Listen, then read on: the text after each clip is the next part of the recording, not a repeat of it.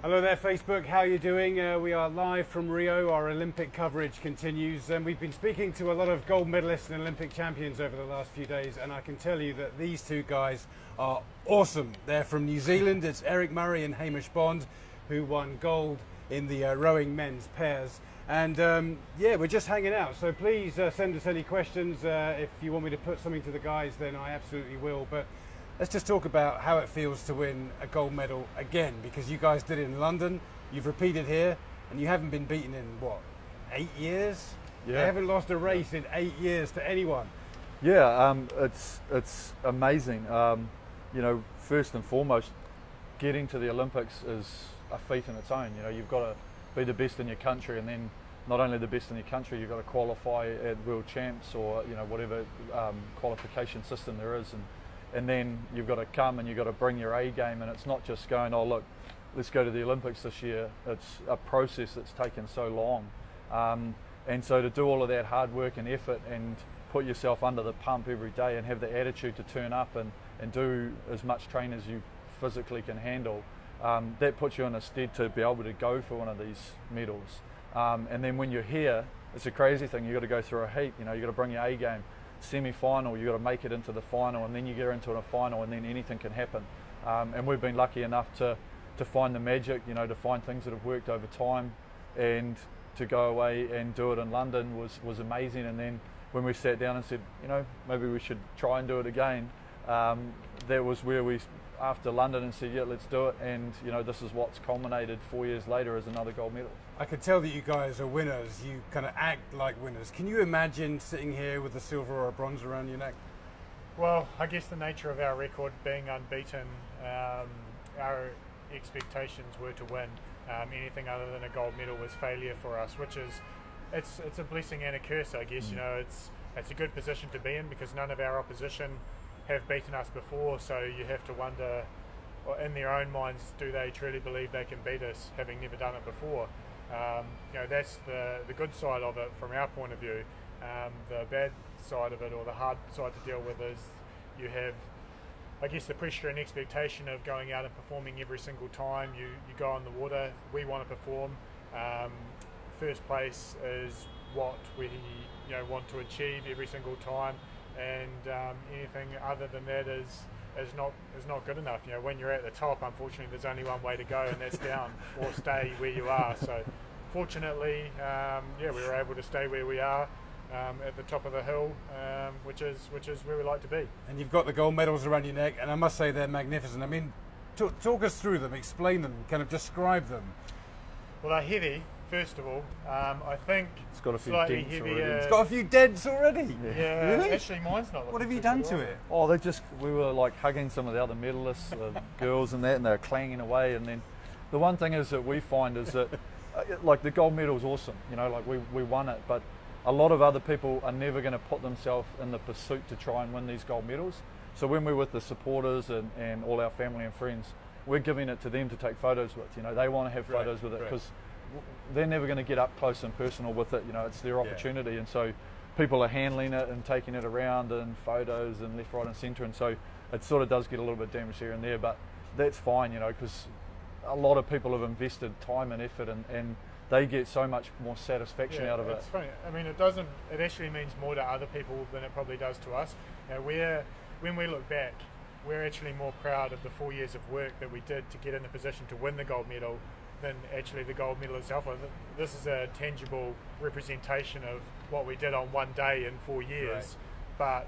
But we know the 4 years. The 4 years is in our minds. We know about that, and that's what we're proud of. But when you're out and about, you know, kids or supporters and the like, the medal is something that is a sort of tangible representation of all that hard work, which is, yeah, it's a good showpiece, I guess. That's really interesting perspective. That was a good question. I kind of wouldn't have thought of that kind of answer. What would you guys have done if you weren't in rowing? Like when you were kids, what did you want to be when you grew up? Oh, yeah, All Blacks.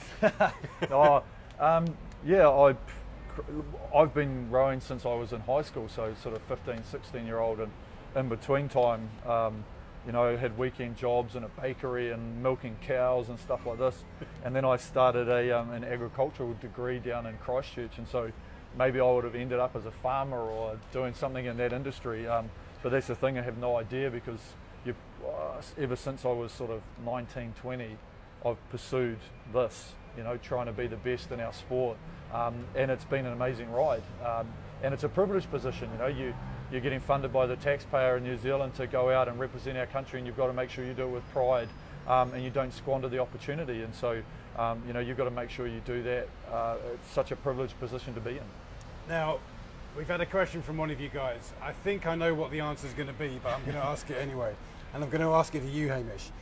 Do you get bored of winning? No. I don't get bored of winning. It can be hard to maintain and to sustain. Yeah, people see the races, but they don't see the effort that goes into getting to that point to be able to win. So, you know, I enjoy winning. I mean, that's a big part of our motivation, is knowing that you're the best on a given day, or you're one of the best at your trade. And I think that's a motivating factor for you know, a lot of people. And it's not only sport. You know, you're a musician or academia, anything like that. You know, if you're number one, it's a cool thing. Describe what your daily training routine is like, and specifically what's the best bit and the worst bit.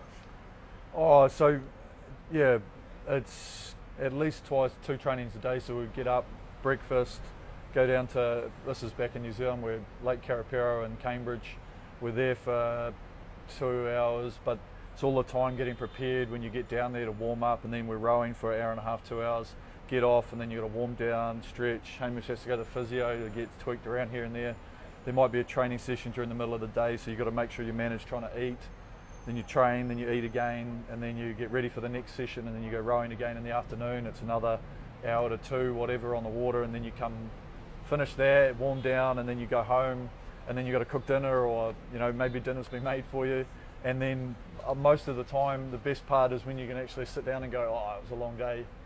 Just put your feet up, and then all of a sudden you find yourself drifting away on the couch. So it's off to bed, and it's not you know, it's not really a glamorous lifestyle. That is just literally eat, train, rest, eat, train, rest, repeat numerous times, 300 odd days a year, and that's how it goes.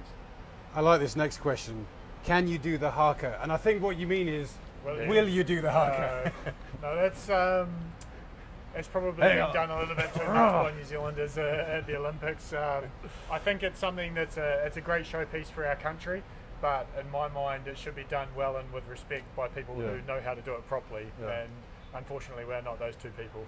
Yeah, so the haka is either, it's a war dance basically, and in New Zealand you're either doing it as a challenge, and so you're basically saying to people like, come at me, you know, let's bring it, and then it's also a celebration to say to people, you know, congratulations, you did well, and so that's the thing, is you got to do it with respect. You don't want to be doing it in a drunken pub somewhere, and that's what we've tried to avoid. You know, if a lot of the teams get welcomed back into the village, and it's an amazing spectacle. You know, people are hanging out of their buildings filming it, because we might get 50 to 100 of our team will join in and just celebrate the medals and celebrate the success of the team. And so, you know, that's the time that it should be used, rather than just throwing it around willy-nilly, and that's what we prefer. You mentioned the village. What is it like being in the Olympic Village? And maybe give us an idea of some of the other famous people that you've seen in there and hung out with. Well, I wouldn't say I've hung out with any famous people, but I've seen a few, and it is like that. I mean, you have athletes who are at the village, I guess, for different reasons. Well, first of all, you have, as Eric said, different sports. So you have basketball players, volleyball players, gymnasts, weightlifters, normal, us, who we consider ourselves relatively normal.